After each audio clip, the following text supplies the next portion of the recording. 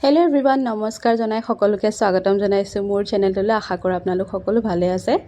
আজি বহুত দিনৰ মূৰত এটা ভিডিঅ' লৈ আহিছোঁ আৰু এই ভিডিঅ'টোত দেখাম মই এই ধুনীয়া কাপোৰযোৰ মই কেনেকৈ বনালোঁ। কটন কাপোৰত বনাইছোঁ। উকা হেভি মেখেলাৰ সৈতে উকা কাপোৰত মই এনেকৈ ডিজাইন দি পেলাই বনাইছোঁ। গেৰু ডিজাইন দিছোঁ বুকুৰ ওচৰত।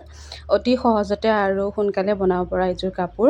তাৰ কাৰণে মই লৈ লৈছোঁ এখন মেখেলা ব্লেক কালাৰ, য'ত হোৱাইট কালাৰ দি বোৱা হয়। খুব ধুনীয়া ৱৰ্ক আছে, চাওকচোন, গোটেইখন হেভি।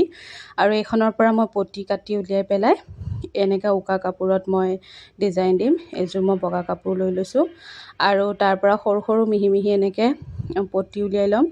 আৰু মাজৰ যোনখিনি অংশ, ডাঙৰ অংশ, সেইখিনি মই লগাম আঁচল দুটাত আচলতে চাদৰৰ যোনটো আঁচল হয় তাত লগাবৰ কাৰণে এনেকৈ মই কাটি লৈছোঁ। ধুনীয়াকৈ এনেকৈ দুটা পাত্তা কাটি লোৱাৰ পিছত এইখন চাদৰৰ এতিয়া আঁচল দুটাত মই লগাই দিম।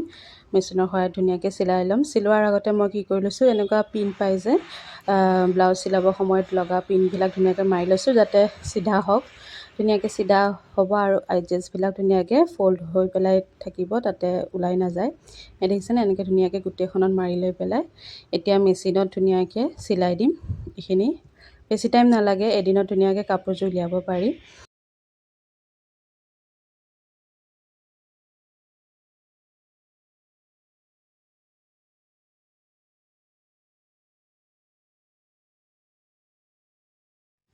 চাদৰখনত আঁচলৰ কামটো প্ৰায় হৈয়ে গ'ল। এতিয়া এইটো মই অকণমান দেখাই দিছোঁ। ইয়াত দেখিছেনে? চাদৰ আঁচলটো তেনেকৈ লগাই লৈছোঁ আৰু বাকী যোনবিলাক অংশৰ পৰা মই মিহি মিহিকৈ কাটিম। আৰু দুটা যেতিয়া কাটিছিলোঁ ন, তাৰ দুটা অংশ এনেকৈ বাকী ৰৈ গৈছে। এই দুটাও ধুনীয়াকৈ মই জইন কৰি ল'ম। বুকুত যোনটো গেৰু ডিজাইন পৰিছে সেইটোত মই এই জইন থকাখিনি লগাম বুলি থাকি যোৱাখিনি মই এনেকৈ জইন কৰি লৈছোঁ। আঁচলত কৰাৰ পিছৰ পৰা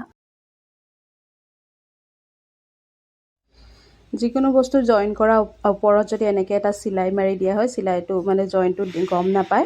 এতিয়া মই এনেকৈ পটি দুটা যোনটো জইন কৰিছোঁ তাৰ ওপৰে এটা চিলাই মাৰি দিছোঁ, যাতে সমান হওক।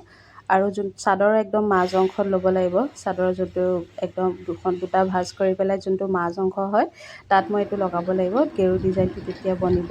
দেখিছেন? ধুনীয়াকৈ পাৰি কৰি ল'লোঁ আৰু চিলাই ল'ম। তাৰপিছত আকৌ মেখেলাখনৰ যি বাকী অংশ আছিলে তাৰ পৰা মিহি মিহিকৈ এয়া পটিখিনি কাটি লৈছোঁ ছাইডত লগাবৰ কাৰণে। ছাইড পটিটো লগাই লৈছোঁ। এনেকৈ মিহি হৈছে।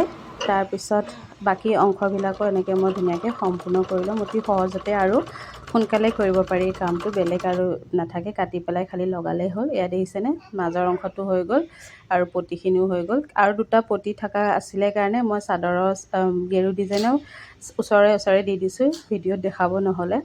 এতিয়া মেখেলাখন আহি গ'ল। মই ধুনীয়াকৈ ফলছ লগাই লৈছোঁ আৰু মেখেলাত এইখিনি দিম। মাজৰ যোনটো ধুনীয়া ধুনীয়া ডিজাইন আছিলে, অকণমান ডাঙৰকৈ আছে, সেইটো ডিজাইন মই চিলাই দিম। মেখেলাখন অকণমান ওপৰৰ পৰা আধা অংশ এৰি পেলাই চিলাইছোঁ, যাতে চাদৰখনৰ লগতো ধুনীয়াকৈ মেচিং হয়। এয়া মই চিলাই গৈ আছোঁ। বেছি কামো নালাগে, ধুনীয়াকৈ সহজতে হৈ যায় আৰু চিলাই গ'লেই হ'ল। এয়া আমাৰ মেখেলাখনো সম্পূৰ্ণ হৈ গ'ল। দেখিছেনে? তাৰপিছত আৰু বাকী থাকিলে দহিখিনি মই আগৰ ভিডিঅ'ত কেইবাবাৰো দেখাইছোঁ। মই বেজিৰে কেনেকৈ কৰোঁ, অতি সহজে সূতাডাল ওলাই নথকাকৈ ধুনীয়াকৈ কৰিছোঁ। আজি ইমানকৈ দেখাই থকা নাই, কিন্তু অলপমান দেখাই দিছোঁ। মই ব্লেক কালাৰ ইউজ কৰিছোঁ, যিহেতু ব্লেক কালাৰ কাপোৰ কৰিছোঁ, যিহেতু সেইকাৰণে ব্লেক দি কৰিছোঁ। ধুনীয়াকৈ দহিখিনি বটা হোৱাৰ পিছত কাপোৰযোৰ অলৰেডি সম্পূৰ্ণ হৈ গ'ল।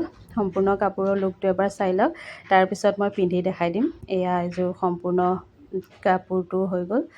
চাওকচোন কেনেকুৱা অতি সহজতে আৰু কম সময়তে ধুনীয়া এযোৰ কাপোৰ পিন্ধিব পাৰি। গৰমৰ দিনত পিন্ধিবলৈ খুবেই ধুনীয়া। মন্দিৰ বা এনেকুৱা তীৰ্থস্থানলৈ যাবলৈ বা কাম সকাম খাবলৈ খুব ধুনীয়া। গৰমত এযোৰ কাপোৰ তৈয়াৰ হৈ গ'ল।